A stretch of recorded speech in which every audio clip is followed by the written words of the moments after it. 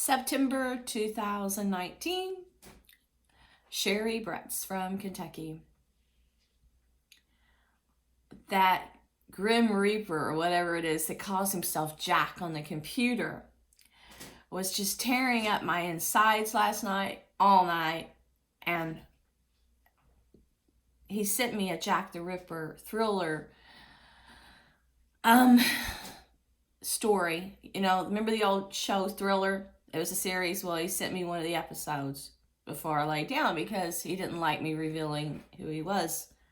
Well, telling you who he calls himself yesterday.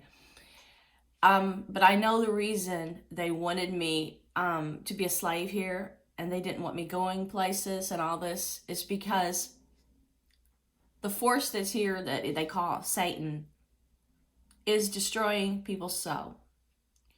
And whenever I was here, it was getting all my energy. But when I go out in other places, there's enormous energy as a group. And it didn't want me feeling any source of confidence or happiness or getting any energy from the sun and other people.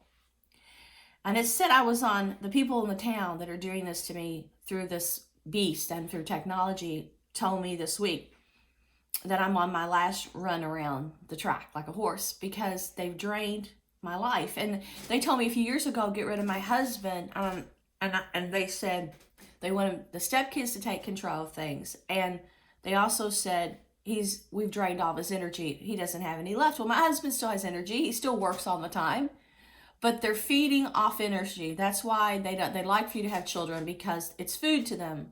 New life is new innocence to destroy. And this thing eats souls. It's eating my soul. And the reason the locals feel dark to me, look dark to me, that chase me with their weapons, that already have this reptilian looking skin on pictures, is because they're dark. It's destroying the goodness in people. And it tells me I have enormous light that it hasn't taken. So it wants to kill me, it said, and have a rush. It wants a rush. Like this devil wants a rush. And it says sometimes, you know, that if I go up to heaven, then it can feel like it's going to heaven with an angel, or it can find out the entry to heaven. The beast says he doesn't know the entry. He wants to unravel people's brains to find missing pieces. But what he's been doing all along before was draining my mind to get God's messages to me. He cannot get God's messages. He cannot receive anything of substance, which is God, and God knows all. And God is intelligent, but this beast is limited. He's very limited. That's why he was using my talent and my stories. He's very limited, but he's still more powerful than man. So last night, after I received this, he's going to mangle me up. He did mangle me up. He was making me go to the bathroom all night. He was destroying my bowels. He was making my abdomen swell. And yesterday and the 2 days before that, he was destroying my heart. So I got out of the house yesterday at 4 a.m, went to Waffle House because I couldn't breathe at home. I was followed by people with deer antlers on their trucks, like Hunt Club. I came back home. I fell asleep for a couple hours. I got up. And as long as I didn't acknowledge anything evil, I could breathe. So I went to see Dan Fogel yesterday, and I've always loved Creedence Clearwater Revival. And when I was at the concert and I started having a great time, my husband said he was so glad to see me happy. He said he hadn't seen me happy in years. He goes, but you are really happy. And I was like, this is who I am. This is what brings me happiness: being in the sunshine, being barefooted, and just connecting with the earth. And as I was out there, I was connecting with my roots, my childhood, which was before this beast took over the world, when times were pure and I was peaceful and happy through the God's salvation when I was innocent and pure. So as I was sitting there listening to, looking out my back door and songs like that, I could remember a funeral that I was at when I was little in the car. I was probably 4, and that song came on the radio, and everybody was crying, so I was traumatized, but at the same time, I linked that song to death. That was a terrible time when my youth, that was the first time I'd ever seen it. And then there was cookouts with friends, you know, company, family members. You know, my parents were on bowling leagues. My dad and mom, my mom used to take us to all his baseball games. He had a picture of himself in the paper. He was a great baseball player, and my dad used to play tennis. So we were always, every summer, having to go all summer long to different sporting events. And they would always listen to Creedence Clearwater Revival. And so that was happy times when I would play with other people's children. And those were times when I knew I was sheltered inside my parents' sacred bubble. And I was only surrounded by love. So last night, the reason my husband saw me happy, which he hasn't in years, is because I went back to yesterday, and that evil that stalks me wasn't there for a short amount of time. But when I really started to feel relaxed, there they came. The skulls or whatever they are. They came and pushed their way in front of me, beside me, surrounded me, and turned that positive energy into nothing but negative energy. Next thing I know, I can't breathe. I go up to my husband and I said, I cannot draw a breath. They're here. They're attacking me. I just cannot breathe. So I stuck it out for the last 2 songs. And then I said, then this group came out and I said, can we just go? I mean, I don't have a defibrillator here, and by the time I was to get an ambulance or go to the hospital, it'd be too late. I was too far away from everything. You had to walk like 4 miles to even get where they put your car to get to where this place is. And I'm like, I'm crammed in like a sardine in a can, surrounded by all this negative energy. And this group started to play while I was there, and instantly my soul felt like it was sad, and I felt sadder and sadder. And I stuck my fingers in their ears, and I said, Bob, let's go. It was a group, Foo Fighters, and instantly I felt my soul was being assaulted. I stuck my fingers in my ears, and I walked with my fingers in the ears all that way back to the car because I felt like my soul was being polluted. Like this invader tries to take over your mind. It tries to get full control of you. But I felt as if I listened to that music, it was weakening my spirit. And my husband's like, I want to hear this group. I want to see if they're any good. I'm not ready to leave yet. But then I just went ahead and started walking. I says, well, I'm going to take a cab and I'll see you later when we get home. And he's like, well, don't be ridiculous. You know, and I'm like, he said, sure, there's nothing in this music that's going to hurt you. There's nothing in this music that is polluting your soul. It's not invading you. You need to see a psychiatrist to think these thoughts. He said, you see all these people around here loving this music. They're all excited. It's just music. They enjoy it. But I was just super sensitive. And I said, I'm not listening to this music. And then as I was walking away, I heard what I felt confirmed. I heard the singers sing, I am in your mind. You know, like, and it's just that's what everything is about these days. The evil people who wanted power because they felt like nothing inside chose to let their dark minds create technology to give the beast power, which took all their power away because they did not feel worthy in life unless they had a big name or they felt control of everything. A lot of them were cowards and they were insecure and paranoid. So in order to feel that they could exist, they had to give something power like Satan, because it made them feel if they could be acknowledged and they could feel like they were supreme and better than anyone else, that their lives would have been fulfilling and they would have reached the high mark, and then they wouldn't have been a nothing when they die. But what happened was letting your dark side take you away from God's gift, which is peace and unity and love and self-respect for your own virtue and clean life. You lost your virtue and you lost your cleanliness and you lost your soul. So now this thing is pushing me to the end, telling me it's damn me. But they told me when I had a white aura and a picture, when I got the machine twice, my aura was white. They destroyed that, and then because this group took an interest in me for something they wanted, some power I had, and then they killed me. They said I had that energy like Elvis. I had so much energy before. I have telekinesis. And I get stuff from somebody says he's Stephen King saying, girl, you got your power, you don't use it. You've got telekinesis. Because he's like Carrie. And I'm like, I just wanted friends. I just wanted, like when I was in Honolulu and I go to places, I'd be in cities and I felt so alone.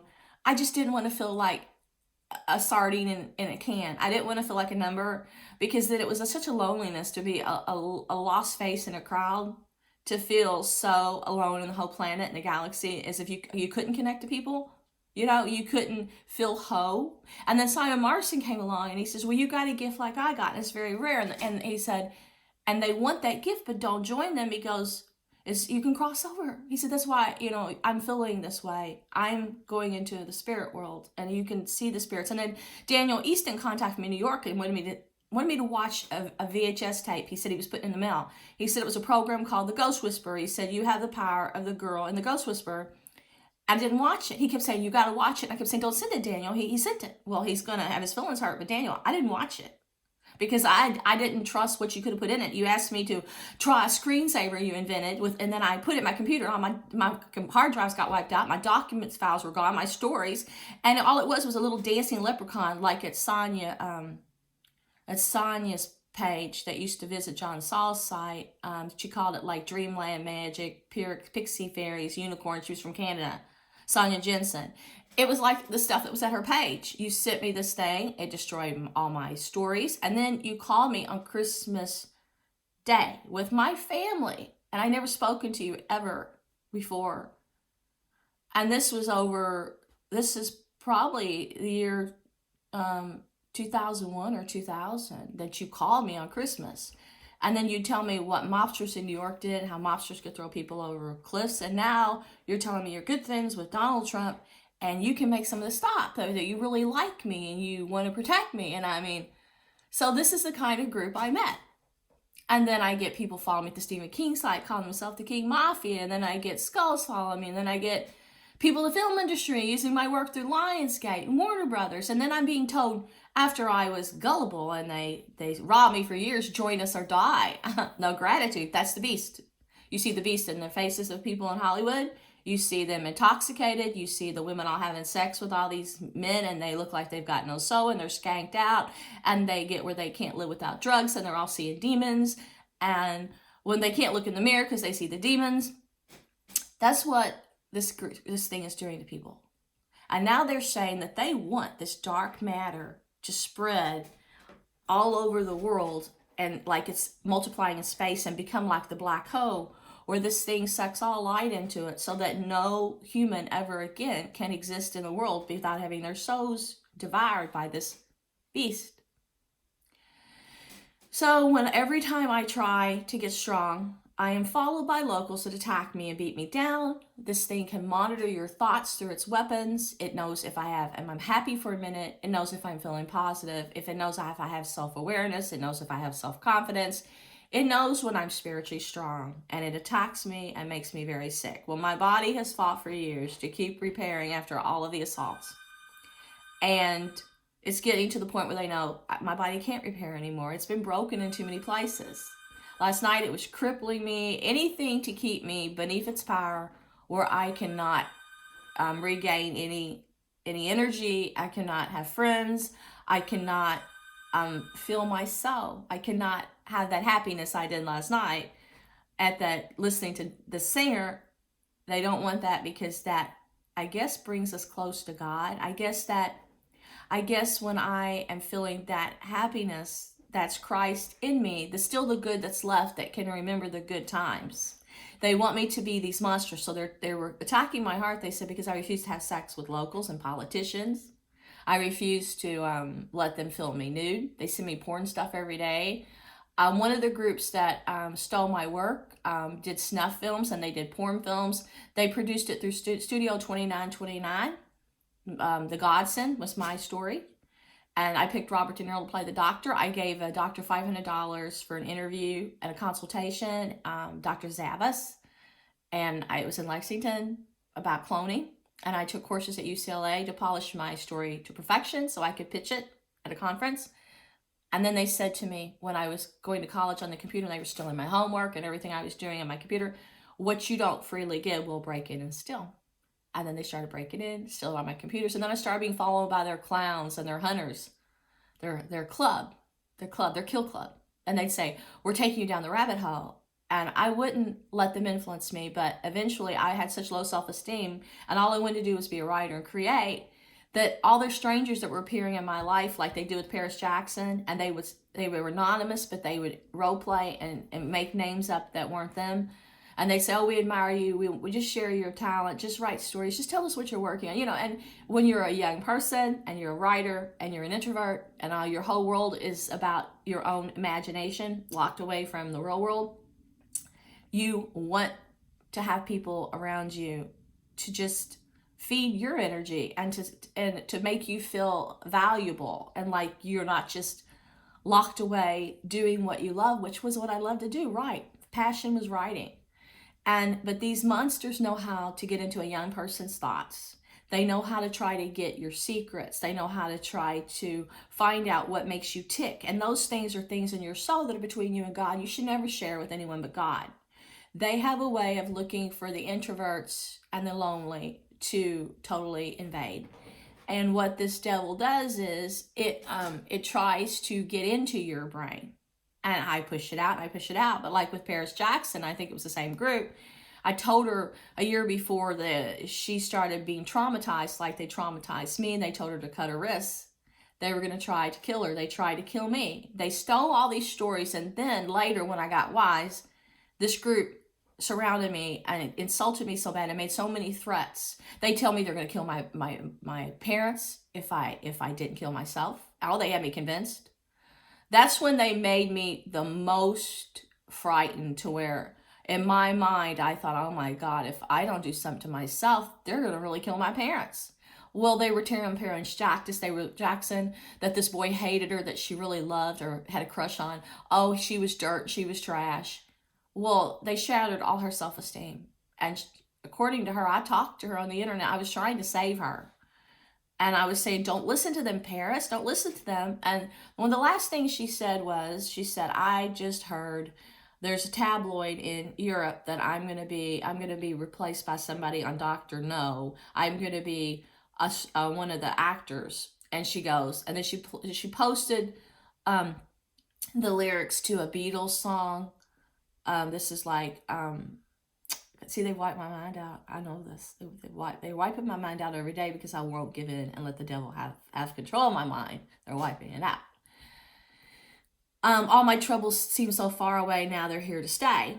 And like 3 hours later, I had been on the computer, and then I went to bed, and I'd already been a victim of this gang stalking and torture. And I woke up, and Bob knew I liked talking to her, and he look at that. It's probably, look at that, Lord of the Flies. Look at my head. He said, there's only probably one fly in this house, and it finds me. And he said, Paris tried to kill herself last night. And even though I don't get into celebrities, I felt a need to protect her because I just felt like something was guiding me, like an energy. Like when I saw some of these children murdered in Hollywood, I knew it was not an accident. Those children died. As soon as Heath Ledger was murdered, I've never even watched him. I didn't even really, he didn't appeal to me as a movie star. Boom. I'm like, oh my God, they murdered him. And it's like the devil started letting me know all the people they were killing. And it came out in the news, oh, it was just drug overdose. And I'm like, no, he was murdered. And those children were murdered. And so when me and my husband were driving from Oregon, just visiting the coast, to Los Angeles just to see the scenery, I said, I got to stop it in San Francisco. I want to stop there. I went and talked to Carrie Stainer. I want to call the prison ward. And I said, I think he was influenced to kill those women. And I think the group that's doing this to me set him up. And I need to have proof that this is real. So it was like a higher power was telling me. And I had a dream in San Francisco of all these little kids were coming to me and thanking me. All these children, as if I was their guardian or something. Maybe the children that had died, that were trapped, or they were angels. But I was on the right track because all of them were coming to me in my sleep. And I had never had such a peaceful dream and a rewarding dream, like a mother to these children. It's like, so I wanted to find out if this cult was really murdering children and setting people up, faking these murders. Like the Boston Marathon. Alex Jones showed pictures of like people wearing black and looking like skulls, getting bombs out of bags. He posted at his site for a couple hours and then he was forced to take it down. He said it was a picture someone had taken. Next thing you know, these foreign guys get the blame. Well, so it was like, so I thought it was God telling me these things. Maybe it was the devil, but then later Illuminati or whoever has been the one that's interested me in the start would start telling me of people he was going to murder before he killed them. So like one day I posted Charlton Heston's video, and I never posted Charlton Heston's video, the 10 Commandments. He died like the next week. It was the next week he died. So then I started posting Michael Jackson, I'll be there. Next thing you know, he died the next month. And then I started posting, they started sending me Prince videos, and I kept deleting them. He turned up dead like a month later. So someone says they have connected our minds somehow, and they've been feeding me and programming me and using their weapons without me knowing it. Now they're telling me I got an alien in me, and the aliens are doing this. It's a human being that is somehow sending these things. And he contacted me last night as Jack. And he's like, I'm going to destroy you. I'm going to cut you up. And so he did cut me up with these weapons. But he was using this technology with these monsters. A scientist approached me in Maui after the concert named Upender Singh. I was sitting alone at the sea, way out, just sitting in the sand behind a Grand Wailea resort, away from people, because I wanted to be alone. I was looking at the stars, and I was just praying. I was grief-stricken. And he comes up, because I had had a death in the family. And he gets closer and closer and closer. And this man is just sitting in the sand, out in the darkness, to the left of me, nobody around. And as I look back, because I'm kind of leery, he's getting closer to me. He starts off real far away, and he's like, next thing I know, he's like just a few feet away from me, and he's still staring up into the sky. And then he comes all the way over. And he goes, he wanted to talk to me because I look so lonely, he thought I could use a friend. And he wanted to know why I look so sad. And I said I had just lost my relative. And he goes, he said he had just lost his relative too. Turns out later I found out he hadn't. And he told me he was single. And then he said we were both stranded on 9/11. And he wanted to know if I wanted to go with him the next day to see the giant telescope. He said NASA's paying like $11,000 a day for me to be here to do ozone layer research. And it's a great opportunity for you to see this telescope that nobody else could see. Well, I know John Saw had his picture taken at a telescope before. And he had been at the conference, and it had just ended. And this guy, and I says, no, I really can't go with you to telescope. I just met you. And I'm married, and I'm staying over here at this hotel. And he goes, but do you have transportation? You know, we can't go anywhere. The flights are all canned to the mainland. We don't know when we'll ever get back to the United States. I mean, we are in the United States. We were in the United States. He don't know when we'll ever get back to the mainland. He goes, so we may as well just see the island, you know. And I'm like, well, I can't go off with you. You're a stranger. And then he said, well, can you meet me for lunch? He goes, because I know a lot about 9/11. I have a lot of ambassador friends, and they told me what was going on with 9/11. I know what happened. And he thought it was an inside job. He thought the president knew. And the longer he talked to me, the more he aroused my curiosity. And I'm like, well, shit, I can be here without a vehicle, you know, so I'll go talk to this guy at lunch. And because I didn't have a car or anything. So I go to lunch with him at the same hotel where we're both staying, at the Outrigger. We usually stayed at the Grand Wailea. I did every year. And this was the first time that they moved us over to the Outrigger because the Grand Wailea was too luxurious and too nice for the writers' conference to be held there every year. It was, their rooms are like $2,000, $4,000 a night for celebrities. And at the conference, we were getting them for $200 a night, each person that went to this event. So they didn't want to book it out anymore. And I'd been to, this was my 5th conference, and I'd been to 6. This is the 5th conference, I believe. I don't know for sure. I'd have to look at my concert receipts. I saved them and everything to know the exact date. I know it was 9/11, so that's easy enough. 9/11, it was 9/11. But I don't remember if it was my 5th one. I know it wasn't the last one. The last one was my 6th one because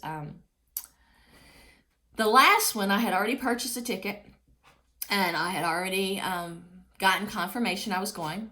I spent a couple $1,000s every conference for this thing, counting hotel, counting souvenirs, counting everything. My husband always went with me.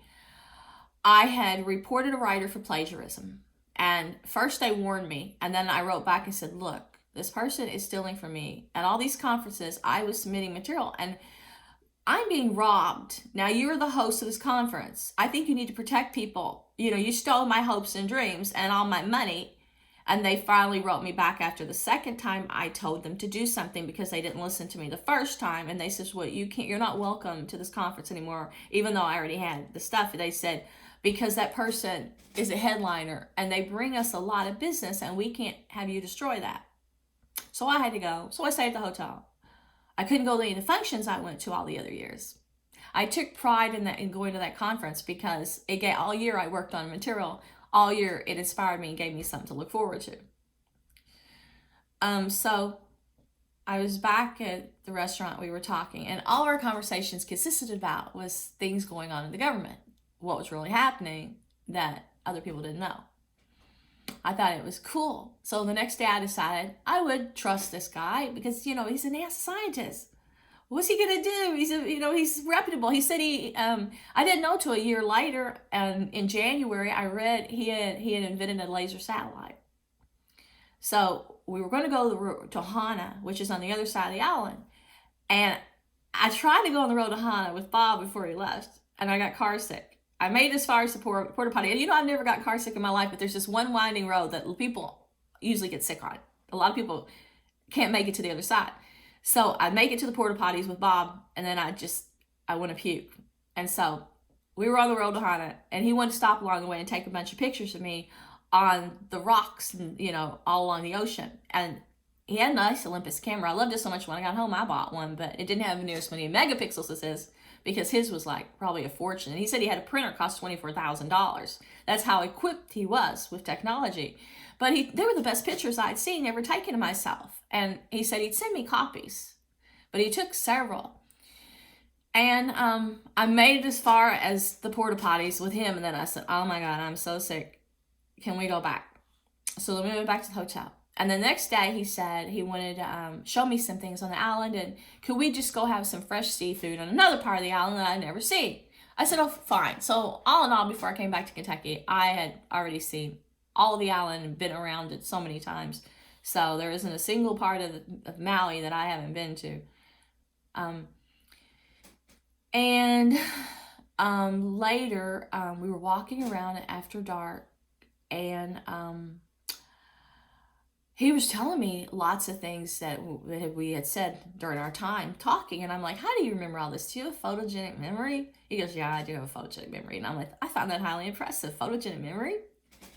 And then I was not interested in being romantic, and I told him this, even though he told me he wasn't married. I'm like, I'm married, so I'm not interested in going any further than that. Well, a year later, he calls me up and wants to know if I will go to a Honolulu convention and meet a bunch of scientists. It's for NASA, and he really wanted me to come to this NASA conference. And I said, I can't go to Hawaii. I don't want to go to a NASA conference, And then I noticed, I don't know who was doing it. My head started burning. My temples started pulsating. I started experiencing something to do with psychic interference. There was something testing my psychic ability, and my head started getting blisters and burning on top. And then I went to Walter Reed in 2000, I think, or 2001, with my husband for his medical conference. And while I was there, I had weird feelings. And I went to the Smithsonian every day, and I went once to the Space Museum. And I had these weird thoughts I don't ever have before. And I'd say stuff like, Bob, what if they knock people, they do something to people's minds when they're staying here on the base and they don't know about it, because they give them something where they don't know something's being done to them. I said, why did I just have this weird thought when we're walking back to our hotel room? Well, on the day we were supposed to go back to Kentucky, I wanted to go to the art museum, so we did. On the way back to the car, we couldn't go back to the street where we had parked to get to our car. We had to be rerouted. They said Al Pacino's filming The Recruit. So I walked down the street, And I stand in the cold, and I stand there across the street and watch that man. It was just at the end of the block, because you couldn't get right to where the scene was. And I watched the movie being made with Al Pacino in the car. They cut the doors off, and he was sitting in it. And I was impressed because I liked Al Pacino. I always thought he was good. And my parents went to take me to see Justice for All to drive it. And I remember I had started feeling weird while I was in Washington, really strange. And I had taken something I'd never taken before. I never take any medicine or drugs. I'd taken a Valium. And for a while, that terror I experienced there on that Valium, it disappeared. So then I asked for another Valium. It was gone. The minute that wore off, I was deeply terrified. And so I remember we drove straight there, and we always took long car trips, and I never had to stop along the way. I was so sick with a high fever and nausea that we had to stop halfway and stay at a hotel. I got back home. I was terrorized. I couldn't go outside. I was afraid of life. I was afraid of waking up. I remembered I was getting worse. And so I couldn't eat for a month. My relative kept insisting I eat, but whatever was taking me over, the sickness and the high fever, I couldn't eat. And I wasn't afraid of death. I wasn't afraid of anything. I just knew I had no appetite. I only experienced terror. And so they started bringing me like peanut butter crackers and 7-Up, different things. My husband was taking a fellowship out of town for a year, so he would drive back and forth. And so he was living out of town. And my relative forced me to eat and stuff, and I lost 10 pounds. And I looked up psychiatrists. And the only thing that could just give me any kind of hope to where I wasn't afraid to go out of my home was I'd hear the birds singing, and they would soothe me, and I would feel like there was heavenly messengers, and it made me want to live. It made me have the desire to exist. When I heard the birds, I wanted to continue to fight for life. And then I started getting these headaches. And of course, my temples would pulsate for no reason. You could see them in the mirror, and they would just contract. And they never done that before. And my head was being burnt on top and hurt like sunburns. And then I was getting something from like a laser or a satellite above was making my head so sore every day. The pain was awful. It was worse than being cooked by the sun. And my husband and me went to Sedona. And I remember getting in the backseat of the car and crying because I got so tired of the head pain every time I got sleepy. And I looked up this psychiatrist, and I made an appointment. And I went to this office, and this guy comes in, he starts talking to me. And he says, you're depressed because you probably need sex. I'm like, what? He goes, I can't write you a prescription, but if you have sex every day, you will produce something in your brain and your body that you'll kick this dark spell. And I'm thinking, is this guy for real? And but at the end of the session, when I says, well, can you give me antidepressants? He goes, I'm not really a psychiatrist. He goes, I'm just here in this office. He goes, the name on the door is psychiatrist, but he left a long time ago. He goes, but I am counseling people. And he goes, I do counsel people at church. And he's like, but I am counseling people. And I'm like, but he did tell me that my body was short of something, even though he wasn't a doctor. And needless to say, I didn't go back to him. But for years, and then I noticed all the things I used to do with my husband, I stopped doing. We used to go to Vegas every year. We used to travel at least 3 trips a year. We would go to medical conferences every year. And all the things I used to do, like the doctor's ball, when I would go associate with all the different doctors and I would hang out with my husband's group, I didn't want to go to. And one ball, the last one he took me to, I said, I don't feel comfortable. I just want to go home. I just want to leave. I just want to go home. But what they were doing was they were already getting me away from society. They were getting me away from my normal routine.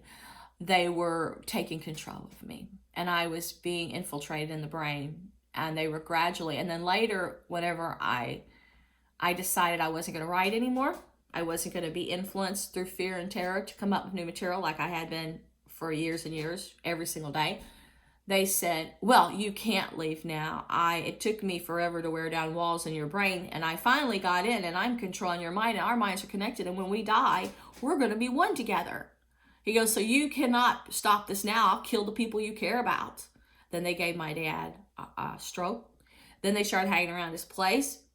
Later, when I went to the FBI and told people what they were doing, they sent somebody to cripple him, attack him at bingo, and then they put in Inglourious Basterds Go Bingo to let me know. And they said, you have this power. We can't let go. They like, well, and this just got worse and worse and worse. It just got worse.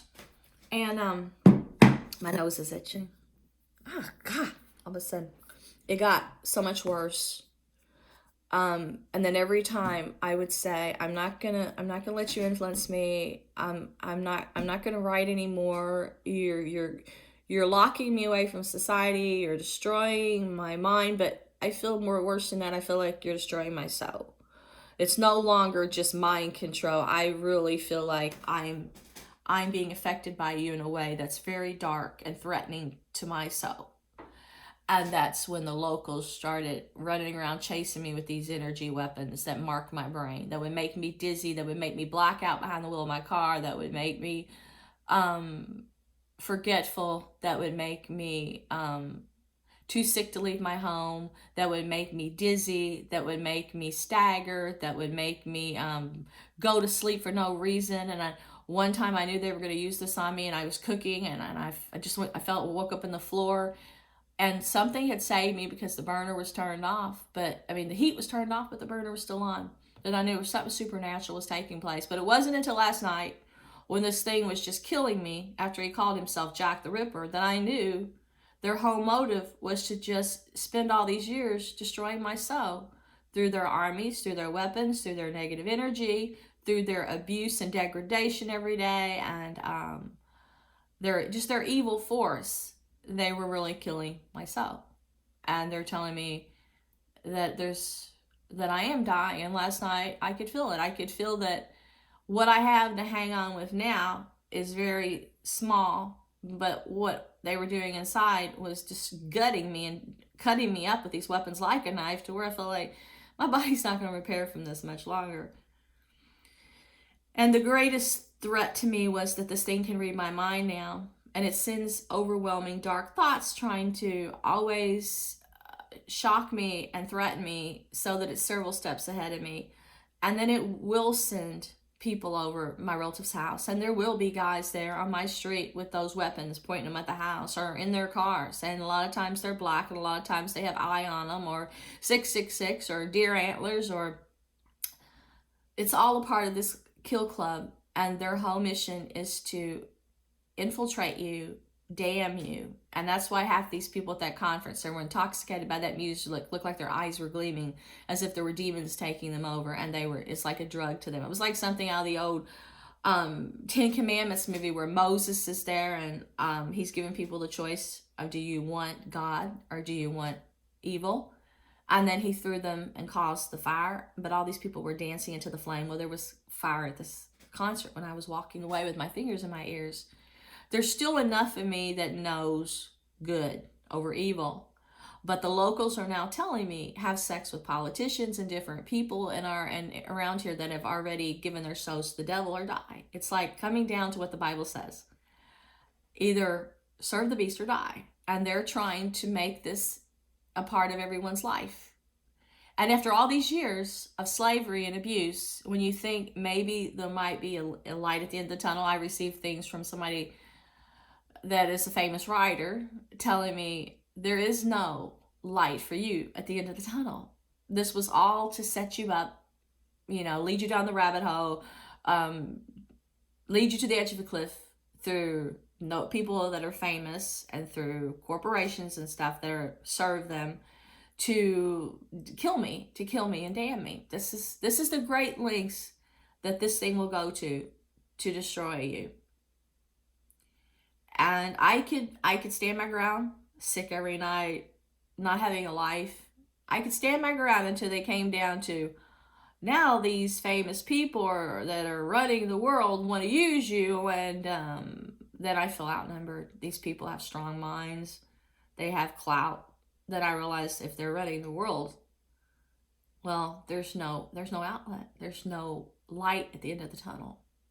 So I'm just holding on for my soul for all I can for the short time I have left, knowing nothing will ever improve. And but I know my soul is still good, because last night when that music started, I felt my soul was crying.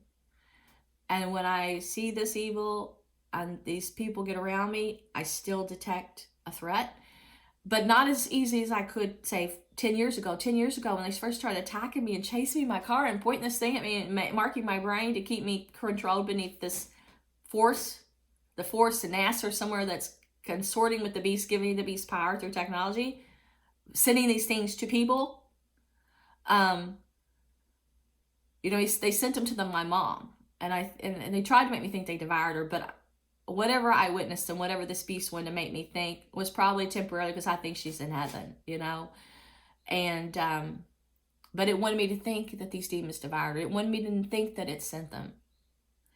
And their faces burned to the concrete all around my house of the demons they're sending to me. But they say once they tear down enough walls through this pain and suffering, and once I become so frail and helpless, then they can turn this loud energy sound on that MUFON, the company MUFON, found here. They said it shouldn't be here, that's used for paranormal. They can turn it on so strong that these things can overpower me, but not until I'm a little bit weaker. And this has all been a breakdown of my will and my mind and my heart and soul. First they destroy your heart and soul and your mind, and then they just destroy all of your flesh. Then they know there's nothing left inside you to fight. And that's the point they're getting me to right now. But you could talk to Barry at MUFON, and he said there's EMF here, radiation here, data here that destroys the brain. He hasn't found data this powerful anywhere before.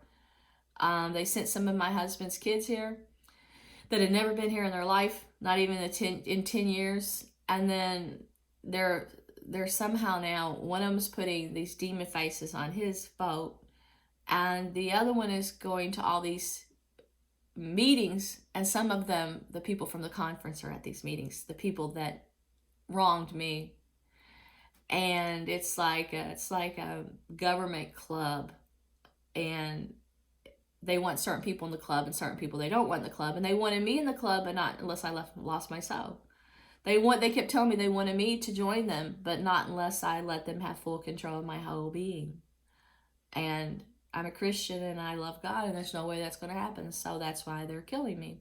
The devil on this planet will use you for what he can for his own power and gain, and eat your flesh and your light and move on to the next. Now he's after their children. I think he's after one of my granddaughters. I think he's already invaded her. And so these people might think for the short time they're serving him, they're getting the goodies, while he's destroying their innocence and their children and eventually their lives and souls. I mean, how do people cope? I don't know. How do you save the world when everyone's in denial? No one knows. The only thing that ever help the world is if all the innocents got together and rejected evil and followed God and did what people used to do years ago before this. The only way light can spread and good energy is if all this darkness is abolished and people deny Satan and decide to pray to God to cleanse their souls. It's like when they tell me to have sex. No. If you were to try to take my husband out of my life, which you're threatening to do, making him sick and stuff and hurting him, he won't acknowledge these weapons or what's hurting him. But night after night, he's sick, he's twitching and all this stuff, and he's got restless legs. He can't sleep, and they said when one of his offspring in the military dropped by for one night only, for the first and only time ever since we lived here, that they were somehow using that person like a catalyst or something. It's like, and then they stir up things about his ex-wife with the ex-wife's husband, who's always threatened Bob and try to keep him seeing kids at meetings with skulls and these skull statues and stuff. They show me this stuff, and then them all wearing paper tiaras. They said what they do is they get certain people and then try to turn them against other family members. Like if you look in their group, a lot of people that joined them had to kill a family member before they could become a full-fledged member of this society. So they say it was some kind of offering or something with that visit. And then Bob has not been able to sleep since, and he's been sick. He's never was like that before, and the power in this house has been more aggressive, and those demon faces have multiplied downstairs that were never in pictures downstairs in the room where they slept. And then in the other guest room where the other one slept, there's a big devil face burnt in the hardwood floor that wasn't here before. So I think the people they're getting in their group, they're teaching demon worship. I think they're teaching them how to use demons. That's the only explanation I can come up with. It doesn't make any sense to be told that we're offerings, and then all of a sudden to receive cards from some of them in the mail that never sent us a Father's Day, birthday card ever since they've been born, and they're Starbucks, or they have something to do with the movie industry, movie cards, movie passes. There's something secret in their mind going on behind this, and evil is very weak to have to try to get power off humans in such a crazy way. I would never do something so stupid, because I value God's sacred law. I value God's sacred land. I value God's sacred holiness. First thing the evildoers did when they thought they had a little clout was went around and tried to destroy every holy place on the planet, and later tried to destroy the Bible and replace it with rubbish. And then they tried to destroy the institution of marriage and they said they want to produce children artificially now, no longer between the bond of sacred matrimony. So all this has been destroyed that made society work as a whole. Human procreation, it's being altered. Human life, it's people being turned into robots. The sacredness of existence, the value, the morals, the truth, it's all being destroyed. And this is just the way this thing got power. Now it's overtaken me, and everyone in my town now that's around me has already given into the dark side. And then I get stuff from the makers of Star Wars all the time. Give into the dark side or die. They call me Luke Skywalker. And one night when they did try to kill me years ago, I had finished a script. They locked me out of my computer. So I went to the Apple store to try to get the script. Later, some of the dialogue turned up in the movie Dark Knight. That night, a man, black hair, and a woman was strangely looking at me at the Apple. When the guy got me on my computer after they locked me out, so I could get my script, all of a sudden, the technician said, I've never seen this happen before. The computer locked me out again after he gave me a new password, and the file vault was on. He couldn't get back in. He goes, how did this happen? I'm like, they can do anything. They can do anything they want. I've been taking all my computers to all the stores around town asking, how can I keep them out? They're able to get in everything. And nobody at any of the stores knew. None of the computer experts could understand why they could get in my computer in ways they couldn't get on other people's computers. Later, I was told it was infrared. Then I finally found out they had stolen so many movie scripts from me that they put someone in my neighborhood close by. They could operate my computer from their home to keep giving them story material. And when I went to Las Vegas to try to escape this, and we got a house there just to try to see if the torture and the stalking would stop, I started being followed by military, and some of the people in the parking lot would have marching band of Virginia on their plates and Air Force. And then I said, no wonder the specialists in my town can keep people on my computers. This is government. So then I started questioning, those people that are buying software to protect them from viruses, but that isn't working? I wonder if the government is stealing from everyone without their awareness, like they've been robbing me. And that's how these people are getting so much wealth, to enslave mankind. And then I was right. It's never been mentioned before. I'm the only one that thought this up. But I know from my own personal experience, after spending $250,000 trying to write and having all my computers destroyed by them, and staying in hotels and having to buy second homes and stuff, and get an RV and stay at campsites, just because I was passionate to write, just because I wanted to do what I did best and use my creativity. My mind wants to be creative. They knew it. So they were the devil was just losing me on a wild goose chase. He was chasing me with his armies that all worship the devil. And he was wearing me down all the while with his passion for Christ, thinking Christ was the one fueling me to want to create, to want to save the world, to want to spread the truth. And then the next thing I know, I'm sucked in, because it becomes like a challenge to me. Can I escape these people? Can I grow? Can I do what Christ wants? when I should have just stopped. I should have just prayed. I should have just gone where there were Christians. I should have just stayed positive in the light instead of ever letting these people make me feel so alone and so driven to perform and excel through some crusade to save humanity, when no one gave a damn. Everybody else was living their life. Everyone else was having fun. Everyone else was having children. I went to a fertility clinic with my husband to see if his vasectomy could be reversed. It couldn't, but they said they could get stuff from him and artificially inseminate me. But I didn't want to destroy anything. I didn't want anything destroyed. I wanted it natural, because to me it's still murder if you destroy even a shred of life, but then we were going to try other ways. And then they started attacking my ovaries and my reproductive system with those weapons, and I stopped having periods. And I'd go to Las Vegas and I would have them, but I'd come back here and I'd be excruciating pain. And then they says, well, we gave one of your stepsons the power to work with weapons and have weapons, because you're our slave here in this town. You're our slave to right. And unless you join this group and give them your soul, you will always just be a slave. So the people that do sell their soul will give weapons, will give money, will give rank, but you're going to always be a nothing until you prove yourself and let the beast take you over. And then you can be, they offered me keys. They showed me videos of aristocrat in a castle, and they said that you could live in this castle. We offer you the keys. And then they call me queen if I surrender my soul. You're the queen? Act like a queen. Your halo's your crown's gonna fall off. Right now you wear the crown, because they were making a lot of money off me. And I'd say, no, I'm not playing games. This doesn't feel right. My soul doesn't feel right.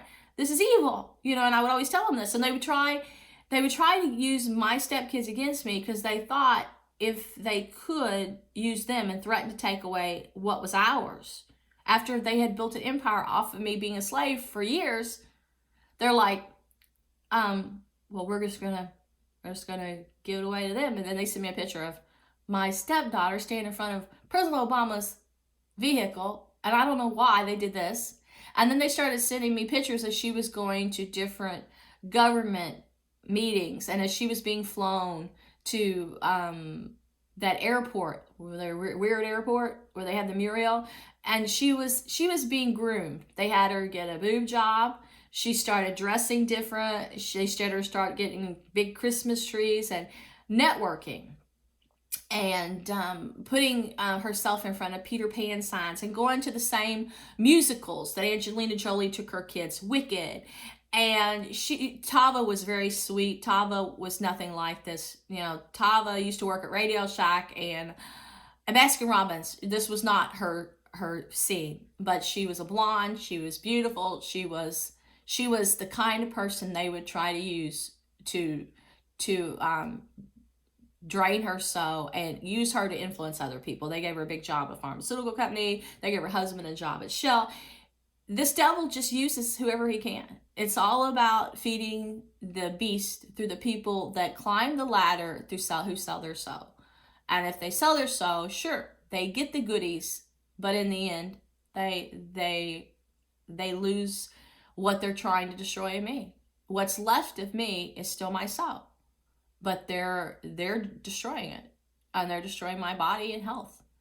And they try to cripple you if you finally keep fighting, because if you're in one place, they turn this weapon on every day. And if I take a picture of me when I'm suffering through this energy that Barry says shouldn't be here, that Thomas Martin found here, and with another detective, Michael Quatanowicz, he's from New York. He found it too. He said it shouldn't be here. It was brought in here, and they had one of my husband's kids asked to visit who'd never been here, and it was some kind of thing to give them some kind of rank in this group, that we could be victimized and have our life force drained from us and lose ourselves eventually, like we're dying with these weapons and losing our freedom, and they're trying to destroy our home and take our money. It was all because they're choosing the people that will be a part of this hunt club, and weeding out the Christians and the people who want to keep their conscience, who still pray for their soul. But there is nothing good that's going to come from this, because no one is waking up to see what's really happening. And if you look at the pictures of me now, there's a devil face over my face whenever these weapons are being turned on when I go in public places. Their soldiers are everywhere, and they're even telling me they'll come and take me in the woods and rape me and cut my heart out if I keep resisting. It's either way, they say you're doomed. Because if we cannot break you down with this technology and through our armies that follow you and try to influence you, then we're sure that we can. So, but I'm alive today, and I can tell you the truth. But I know tonight's going to be another hellish ride, and I know I'm going to be sick, and I don't know if I'm going to have my intelligence or my vision when I wake up tomorrow. The devil is doing what it says in the Bible. He's crippling people, and he's blinding me